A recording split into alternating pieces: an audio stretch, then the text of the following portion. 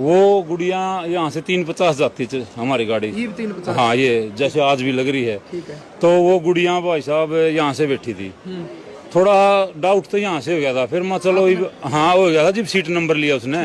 लेकिन फिर हम पूछा नहीं किसी को, क्यों टोका भाई, अपना तो काम है, ड्यूटी है। तो वहाँ से टिकट उस पर 10-20 रुपए कम थे। वो एडवांस बुकिंग वाला हमारा जो गाड़ी बुक करता है वो बोला भाई नील, तो इस पर चंडीगढ़ जाकर ले लेना।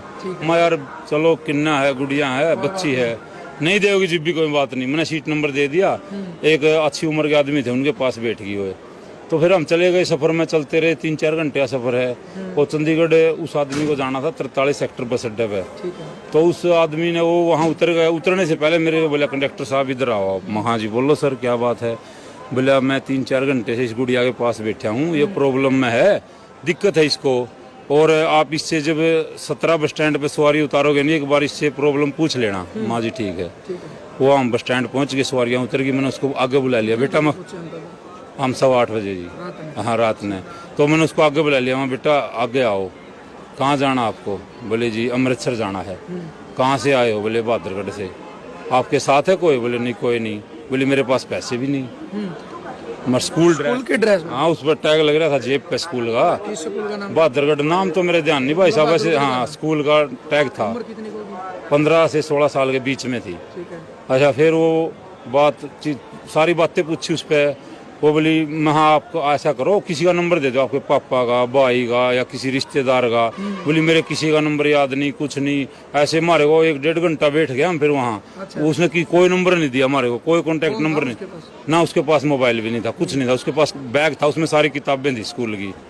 तो फिर मामा भाई तुम बैठ जाए बेटा, पानी पिला। फिर हमारा खाना का टाइम हो गया था। मैं पहले तो आप खाना खाओ। हमने पास में बिठाया कर उसको खाना खिला दिया बस स्टैंड पे, वहीं जहाँ हम अपनी बस के पास वहाँ चौंतरे बने हुए हैं, वहाँ सोए कर। तो ओढ़े अपना चादर बिछाए गए, ओढ़े अपना खाना खिला उसको। 2 रोटी खिलाई जबरदस्ती। मैं खाना पड़ेगा, खाना तो फिर आप जहाँ कहोगे छोड़ आवांगे। फिर मैं एक बात हम आपको जब जाने देंगे जब हमारी किसी से बात करवा दोगे, घर में से किसी से भी करवाओ, चाहे बाहर से करवा दो जो आपका जानकार हो। वो बोली उस अमृतसर वाले का नंबर है। मैं नंबर दो। मैंने फ़ोन लिया, उस पर मिलाया, मैंने बात करी। माँ भाई एक गुड़िया है, इसको अमृतसर आना, अब चंडीगढ़ आई हुई है, आप कैसे मिलोगे ना, इसके पास किराया है, स्कूल की छोटी बच्ची है। वो तो एंड वेंड बात करने लगा सर, मैं जानता ही नहीं कौन है ये, क्या है, किस नाम आया। ट्रू कॉलर पे पता नहीं पाछे उसका भगत लिखा हुआ था जी, जाकिर पता नहीं ऐसा जसन भगत जो भी था पाछे। मैंने तो ऐसे लगा था जैसे कोई तांत्रिक नहीं हो। ऐसे लगा था मैंने उसकी, जैसे उसकी ट्रू कॉलर पाया। तो फिर मैं उस गुड़िया से पूछा, वो गुड़िया बोली माँ बताओ। वो बोली अंकल यही बोल रहे हैं। बोले मेरा फ़ोन नहीं, मेरे भाई का, 5 मिनट में कॉल करियो आप, मैं करूँगा दोबारा। 15-20 मिनट इंतजार करके फिर मैंने दोबारा कॉल करी। बोला मैं उसका, हाँ भाई मैं उसका भाई बोल रहा हूँ, माम किसी को नहीं जानते ना, हमारा कोई जानकार। वो मैंने फिर गुड़िया को फ़ोन दे दिया, आप बात करो। गुड़िया ने जो उसका नाम था लेके बात करे, भाई मैंने उससे बात करनी है। तो फिर वो बात गुड़िया से भी नहीं बात की। बोला मैं तेरे को जानता ही नहीं, कौन है तू। मैं फिर वो समझाई, देख लिया मैं बेटा ऐसे ऐसे लोग हैं, माँ कहाँ जाओगे आप इतनी रात को, और माँ यहाँ कहाँ आएंगे आप, यहाँ तो भेड़िए हैं, आपको नोच के खा जाएंगे, और आपको तो पता ही नहीं है इन बातों का। फिर वो इतनी बात माँ, और फिर 11 बज गए जी रात के हमारे को बात करते करते। फिर उसने बड़ी कोशिश थे, बड़े प्यार से समझाना, खूब रो थी जी वो। फिर बाद में रोई, पहले नहीं रोई थी वो। फिर उसने उसके भाई का नंबर दे दिया जी। अच्छा। वो खिलाड़ी है। अब तक मतलब उसने यूं भी बताया भाई वो आदमी कौन था, किस तरीके का बात हुई। वो बोले हम लूडो खेलते थे, गेम नहीं है, ऑनलाइन गेम खेलते हैं बच्चे। बोले उसमें जान पहचान होगी थी, फिर इंस्टाग्राम पर जान पहचान होगी थी। मैं कितने महीने से, बोली 5-6 महीने से बात कर रही हूँ मैं इसके साथ। और इसने मेरे को बुलाया है, आप यहाँ आ जाओ। वहाँ अमृतसर गोल्डन टेम्पल है नहीं, उसके पास गली में को ऐसे ऐसे बता रही थी वो। फिर उसने जी इतनी बात, उसके भाई का नंबर दिया। मैंने उसके भाई के पास कॉल करी, माँ भाई मैं जीन डिपू का कंडक्टर बोल रहा हूँ, और हरियाणा रोडवेज जीन डिपू से महा मैं चंडीगढ़ नाइट सिटी है, एक गुड़िया हमारे पास, ये ऐसे ऐसे नंबर दिया इसने।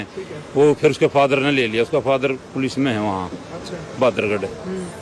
वो बोले अरे भाई कहाँ है मेरी बेटी, हम तो वो 12 बजे के इसको ढूंढ रहे थे, फुटेज कढ़ा रहे थे।